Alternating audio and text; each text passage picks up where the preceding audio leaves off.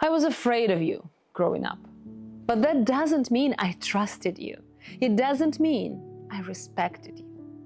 If you also grew up in fear but took a long time to recognize it, this video is for you. Fear and trust are not the same.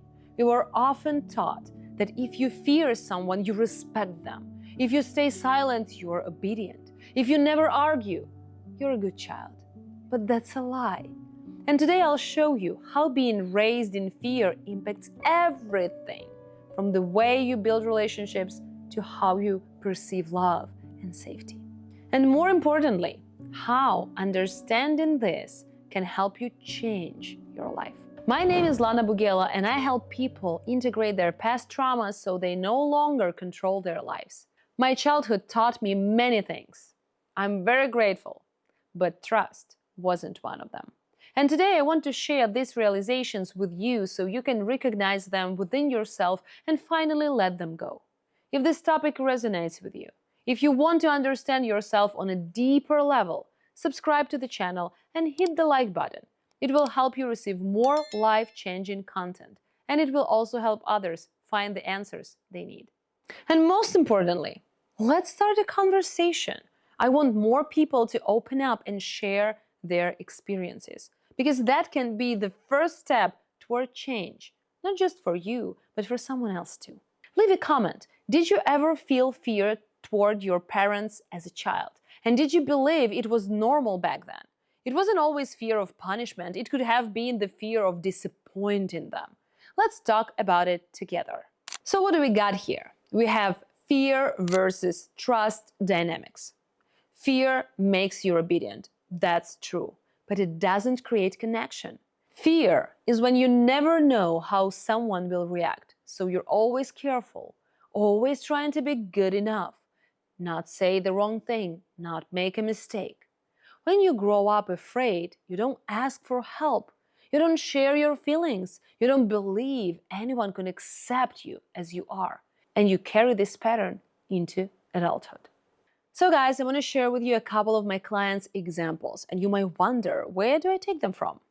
I'm an expert in a subconscious mind, and also I'm an author of a method of 3 eyes.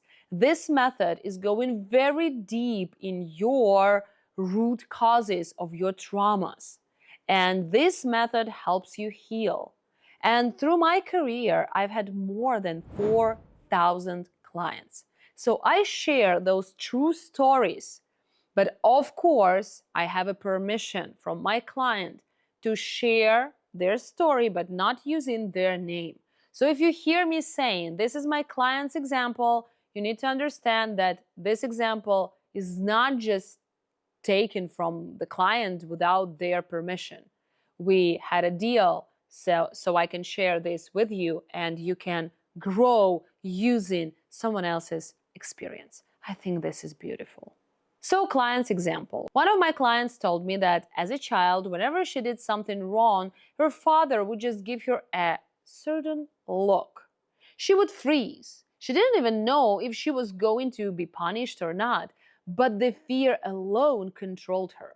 As she grew up, she started avoiding any kind of conflict. She couldn't ask for help at work. She was afraid to speak up in relationships because somewhere deep in her subconscious, that look was still keeping her silent.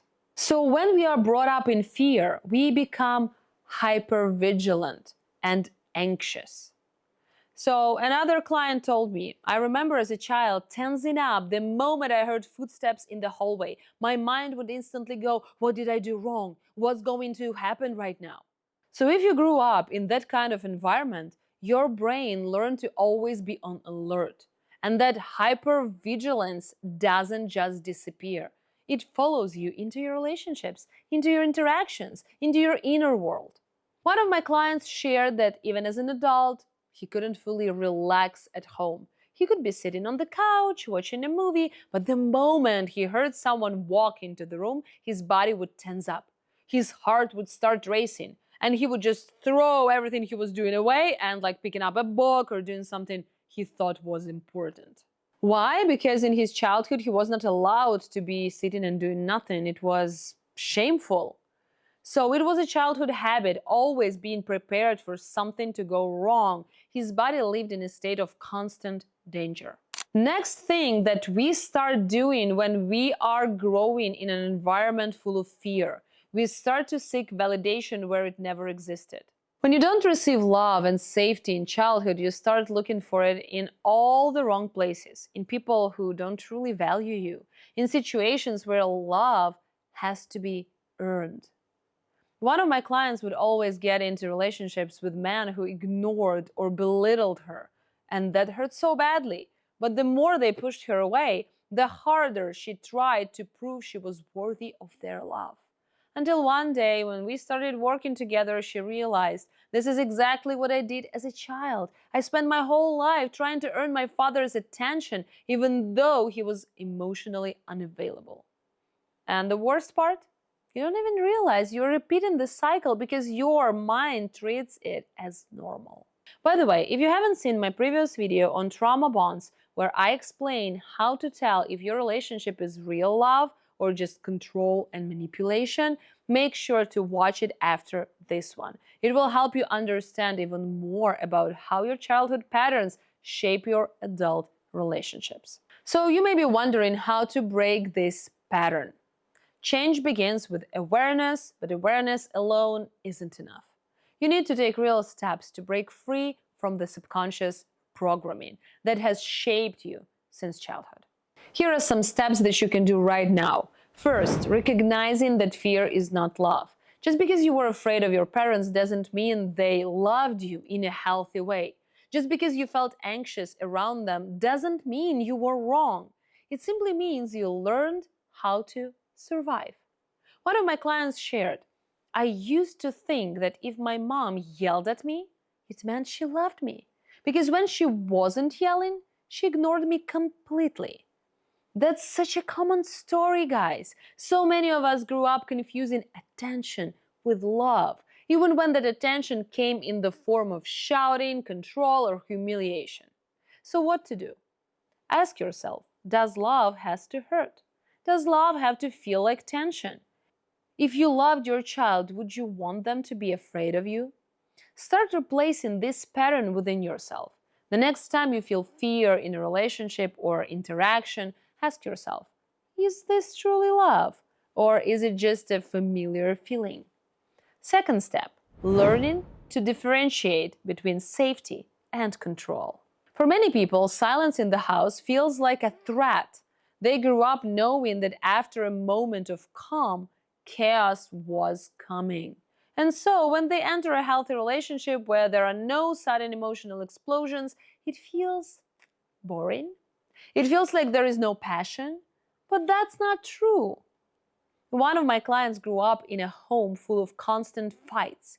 Later, when he met a woman who was kind and emotionally stable, he couldn't trust her.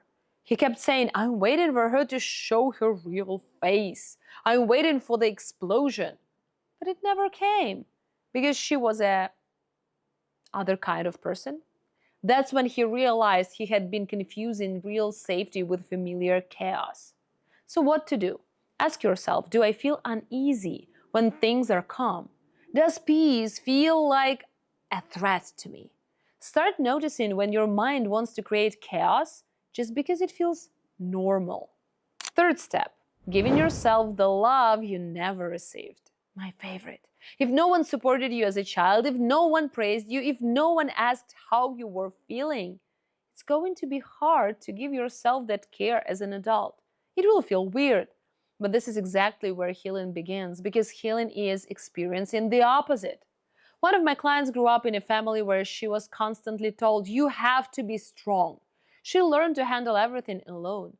But when she was struggling, she wouldn't even let herself cry. She'd say, I don't want to be weak. So I asked her, if little you were sitting in front of you right now, in this very moment, what would you say to her? Would you tell her just to be strong and keep suffering? She bursted into tears because for the first time she realized she had always deserved comfort and support. She just never got it. And now she could finally give it to herself. So what to do? Imagine yourself as a little child. What do you need to hear the most back then? Start telling yourself those words now, even if it feels strange at first. And better try to do it looking in the mirror. Also, surround yourself with people who uplift you instead of criticizing you. And ask yourself, if little you were sitting in front of you right now, what would you say? How would you explain that they don't have to be afraid to be worthy of love? So guys, final takeaway. You don't have to be afraid to be worthy of love. You don't have to live in tension to feel connected. You can rewrite these patterns and start living differently. Fear is not love, and you deserve so much more. You don't have to be afraid to be heard. You don't have to feel anxious to be worthy of attention. You don't have to prove your value through pain. Love is not supposed to break you. It's not supposed to make you walk on eggshells, constantly afraid of saying the wrong thing. And if something inside you just whispered, "This is about me," know that this is already the first step. Because once you see the truth, you can't unsee it. If this video made you reflect, drop a comment. What was the hardest truth for you to accept, but impossible to deny? What realization hit you the most? Because maybe, just maybe, your comment will be the wake-up call someone else needs. You have no idea how powerful your words might be for someone who is silently struggling with the same pain. And if this resonated with you, watch my video on trauma bonds. So many people don't even realize that they're not suffering because of love, they're suffering because of emotional dependency that started in childhood. So thank you for watching this video. If you made it to this point, it means that a part of you is already ready to see the truth and change something in your life. And I want you to know you're not alone in this process. If this video resonated with you, hit the like button, subscribe to the channel, and turn on notifications so you don't miss new videos that will help you understand yourself on a deeper level. Love is not fear. You don't have to be afraid to be worthy of love, and you deserve more. Now, let's start a conversation. I want more people to engage in the process of transformation. Your story, your insights could be exactly what someone else needs to hear to take their first step towards healing. So tell me in the comments, did you ever fear one of your parents? Maybe both. Maybe it wasn't just fear of punishment, but the fear of disappointing them. What was the dynamic like in your childhood? And thank you for sharing this space with me. And remember, your worth is not measured by how well you meet other people's expectations. You have the power to choose differently.